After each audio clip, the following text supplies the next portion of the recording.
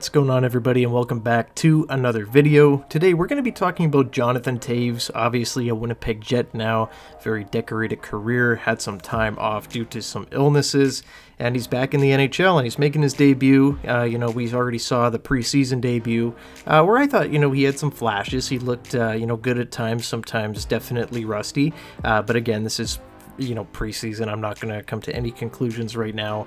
You're seeing a lot of younger guys playing really well too.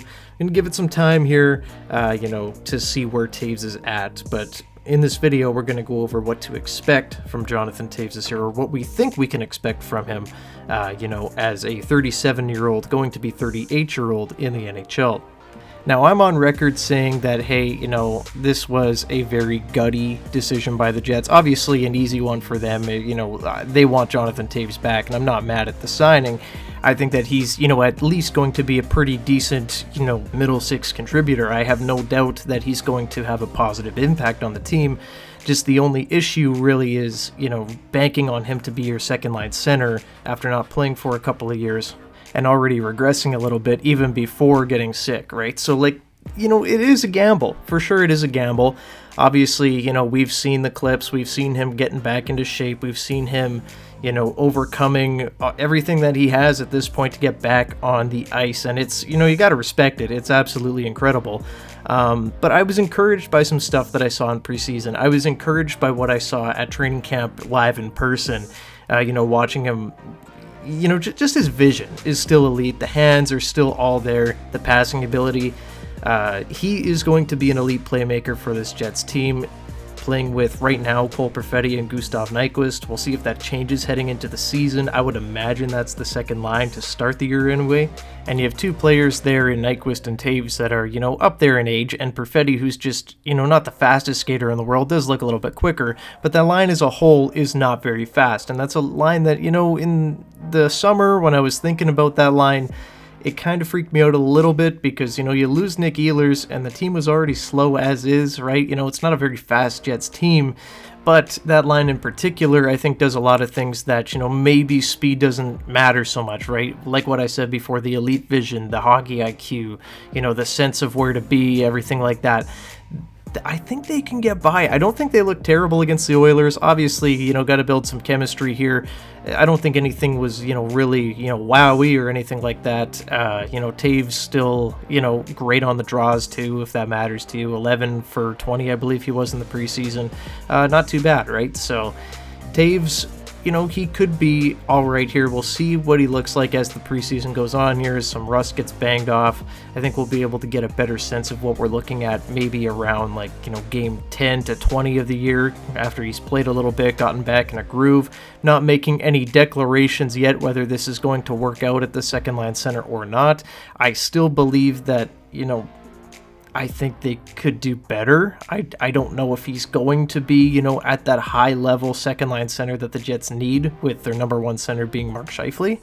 But, I'm going to reserve that for now. I'm going to see how this plays out.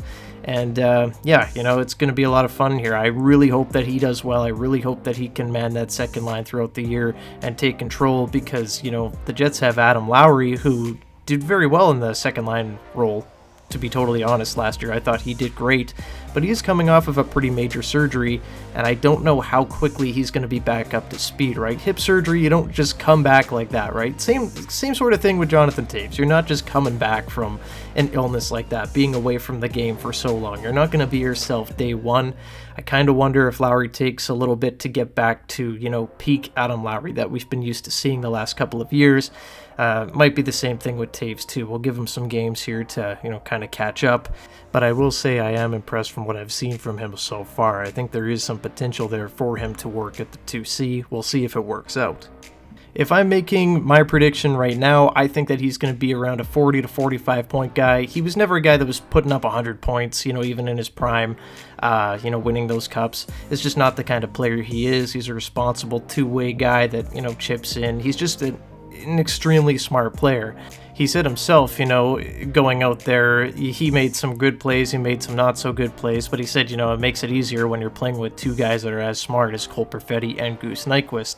And, I thought Goose Nyquist made a lot of nice plays. He got really overshadowed in the offseason. I like that signing. I really did. I think it's an upgrade over a Mason Appleton. Is Nyquist going to be the second line right winger heading into the playoffs? I'd hope not. But I don't think he's a bad player whatsoever. I think he's a really good player that can jump into really any role. Just like a lot of guys on this team, like Vlad Nemesnikov, like an Alex Iafallo. Those guys up and down the lineup can play on the first line, can play on the fourth line. Nyquist is definitely one of those guys. We've seen him play so well in Nashville, having like 70-point seasons just 2 seasons ago. Yes, he is up there in age. Will he be able to bounce back? We will see. And, it's just a lot of wait and see with this Jets team. I don't think there's been a year like this in a long time where I'm looking at the roster and I just really don't know what's going to happen. I think the team is consistent enough, and good enough to where in the regular season they can probably finish, second or third in the Central, depending on, the strength of some of the other teams in the division. But I don't really have a doubt that they fall out of the top 3, to be totally honest with you. I think, a lot of people think this team is going to be bad. And to be totally honest, I was one of them. This whole summer I was kind of thinking, looking at this roster, like, yeah, the Jets took a step back here. But the more I look at this roster and the more I think about it, I think this team's going to be very consistent. I don't think that they're going to be, scoring a cajillion goals per game. There will be games where they explode, obviously, as they have Kyle Connor, Gabe Vilardi, Mark Scheifele, Cole Perfetti, some really good players here, there that can chip in, add some goals. And, obviously there's scoring talent on this team, but I just don't know if you're going to be scoring like, 5 or 6 every night. I think it's going to be a pretty defensive Jets team, and, Toews obviously helps in that regard. Nyquist plays a nice two-way game, good penalty killer. Both those guys could be penalty killers, really. But, I think this team is going to be a very well-structured team, a very, safe team. And a team that's going to win roughly, 45, 47 games this year. I think it's going to be a good one. They can add at the deadline. But I am a little bit worried going forward how they're going to, raise, get to the next gear in the playoffs. Because I think it's, again, a very good team, but every team has those players that ramp up in the playoffs. Can Jonathan Toews be that guy, right? It's just another question mark. Gustav Nyquist, can he raise his level come playoff time? We'll have to see. And that's really what's going to decide a lot of, where the Jets go this year. How is the middle of their lineup going to contribute? Will Adam Lowry be able to come back and be Adam Lowry, right? Will he be able to really be the guy we saw last year? Will Jonathan Toews be able to ascend? Will Gustav Nyquist be able to turn back the clock to a couple of years ago to where he had that great season, right? It's really all going to depend what, those players do, what happens at the deadline, and, what all these other players, post 30 on the roster, there's a lot of them. How are they going to contribute this year? Do any of them take a step back, like Dylan DeMello? How is Luke Shen going to look this year? He's an interesting one to me. I don't know, right? Nito Niederreiter, he was a guy that I think took a step back last year. Will he be able to bounce back? There's a lot of age with this Jets team. A lot of their signings are older guys. Tanner Pearson's another one, right? Is he even going to make the roster? We'll have to see. So lots of things to look at here, but really comes down to how will Jonathan Toews perform at 37/38 years old this year.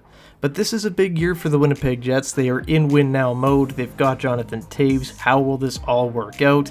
I'm really not sure, but I want to thank you guys all for watching. As always, leave a like and subscribe to the channel if you haven't already. Starting off a new year here, getting back in the groove, talking about some of the, bigger moments in Jets history right now with Kyle Connor needing an extension and Jonathan Toews, 3-time Stanley Cup winner, on roster. How will he do this year? I want to hear about it below. Let me know down below what you guys think, and yeah, we'll see you guys in the next one. Go Jets, go. Bye-bye.